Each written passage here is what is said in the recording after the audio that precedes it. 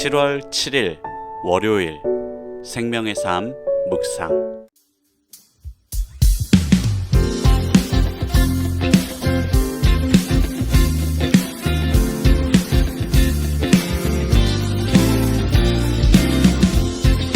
우리의 모든 시험, 걱정, 근심, 괴로움 다 주님 앞에 내려놓고 나아가는 이 귀한 예배 시간 되길 소망하며 함께 고백할까요? 죄짐 맡은 우리 구주, 어찌 좋은 친구인지, 걱정 근심 무거운지 우리 주께 맡기세. 주께 고함 없는 거로 복을 받지 못하네. 사람들이 어찌하여 아래 주를 노릴까. 그만.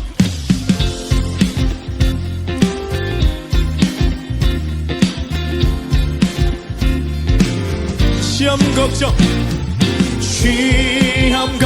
모든 게 없는 사람 누군가, 부질없이 당신 말고 기도드려. 이런 진실하신 친구, 이런 진실하신 친구 찾아볼 수 있을까. 우린 약함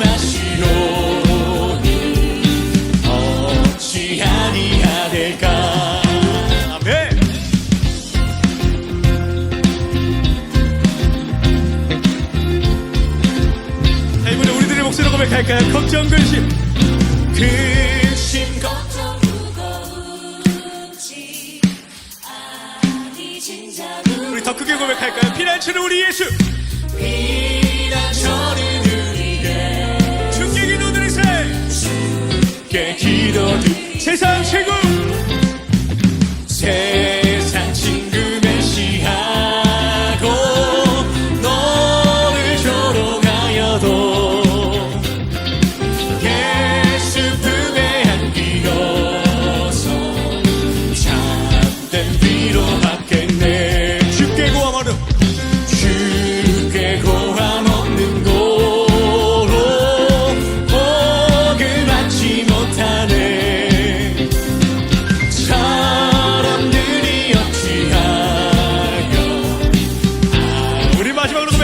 이런 진실하신 친구, 이런 진실하신 친구 찾아볼 수 있을까. 우리 약함 아시오니 어찌 아니라 될까. 아멘.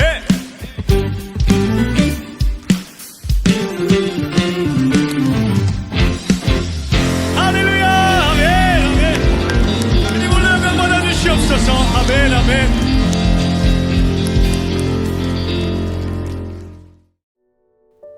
아멘. 우리의 모든 것을 너무나 잘 알고 계신 주님이 오늘도 우리를 사랑하시며 우리와 함께 하십니다. 그분만을 바라보며 나아가는 한 주간이 되길 원합니다. 오늘 본문은 시편 89편 38절부터 52절의 말씀입니다.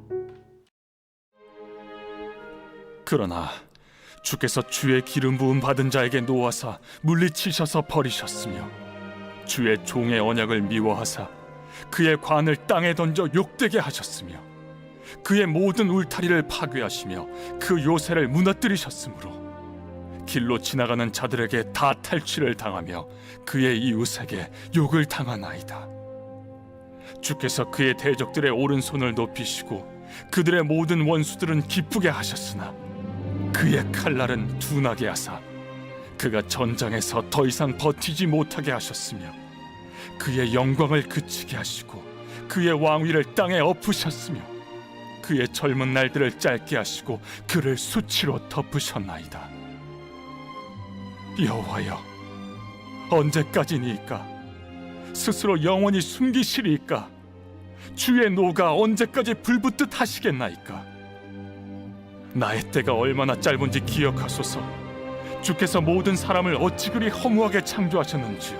누가 살아서 죽음을 보지 아니하고 자기의 영혼을 수월의 권세에서 건지리이까? 주여, 주의 성실하심으로 다윗에게 맹세하신 그 전의 인자하심이 어디 있나이까? 주는 주의 종들이 받은 비방을 기억하소서. 많은 민족의 비방이 내 품에 있사오니 여호와여, 이 비방은 주의 원수들이 주의 기름 부음 받은 자의 행동을 비방한 것이로소이다. 여호와를 영원히 찬송할지어다. 아멘. 아멘.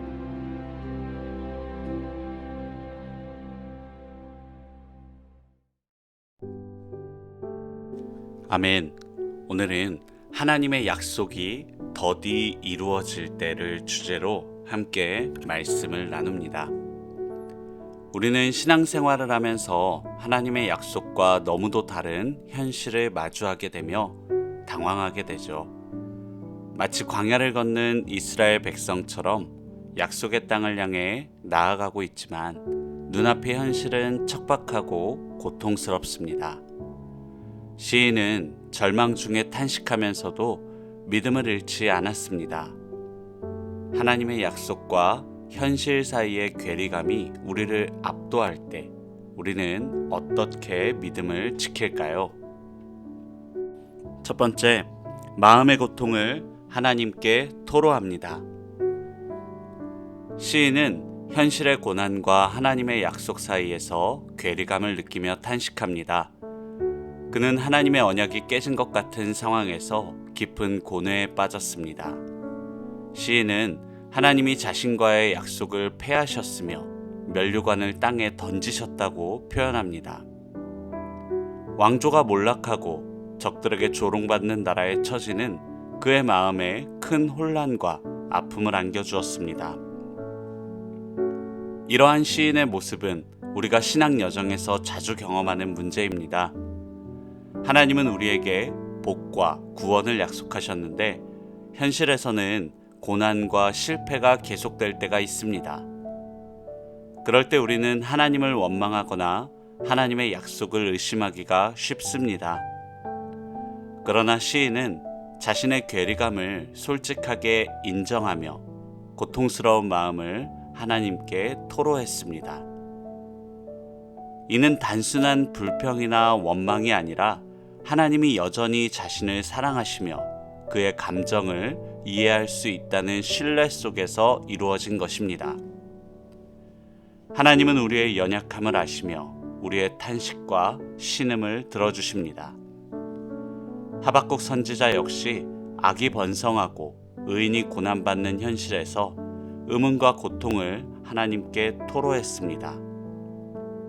절망적인 현실 때문에 하나님의 약속이 멀게만 느껴질 때 혼란스럽고 절망스러운 마음을 솔직하게 하나님께 내려놓길 바랍니다. 하나님은 우리의 탄식을 들으시고 반드시 우리를 찾아오실 것입니다.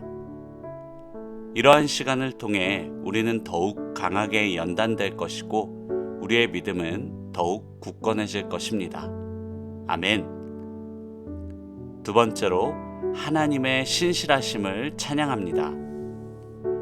절망적인 현실 앞에서 하나님을 찬양하는 것은 결코 쉬운 일이 아닙니다. 그러나 시인은 절망적인 상황 앞에서도 하나님을 찬양했으며 시의 마지막 부분에서는 우리를 향해 영원히 하나님을 찬양하라고 선포합니다. 그는 하나님의 응답을 받기 전에도 하나님의 약속이 아직 성취되지 않았음에도 불구하고 하나님에 대한 신뢰를 포기하지 않았습니다. 그가 환난 중에도 하나님을 찬양할 수 있었던 비결은 무엇일까요? 자신의 연약함과 하나님의 위대하심을 깊이 자각했기 때문입니다. 그는 자신의 삶이 얼마나 짧고 덧없는지 기억해달라고 하나님께 간구합니다. 이처럼 고난은 우리가 얼마나 연약하고 제한적인 존재인지를 분명하게 깨우쳐 줍니다. 평안할 때 우리는 종종 자신의 능력과 힘만을 의존합니다. 그러나 고난은 우리 자신의 무력함과 한계를 정직하게 직면하며 우리가 지금까지 하나님의 돌보심으로 살아왔음을 일깨워 줍니다. 그 깨달음에 이르는 순간 우리는 하나님의 사랑과 은혜를 더욱 깊이 이해하며 하나님을 찬양할 수 있습니다. 성경은 우리가 하나님을 찬송하기 위해 창조된 존재임을 가르칩니다. 우리가 고난 중에도 하나님을 찬양한다면 창조의 목적을 이루게 되고 하나님은 우리를 통해 영광 받으실 것입니다. 그러므로 고난 중에도 찬송함으로 그 가운데 임재하시는 하나님의 능력과 은혜를 생생하게 경험하기 바랍니다. 고난의 순간은 우리가 하나님께 더 가까이 나아가는 기회가 될 수 있습니다. 여러분의 연약함과 아픔을 솔직하게 토로하며 모든 것을 하나님 앞에 내려놓길 원합니다. 그리고 우리의 마음을 아시며 모든 것을 협력하여 선으로 이루실 그 하나님을 찬양합시다. 결국 우리의 모든 고난은 하나님의 크신 계획 속에서 우리를 빚어내는 축복의 도구가 될 것입니다. 할렐루야!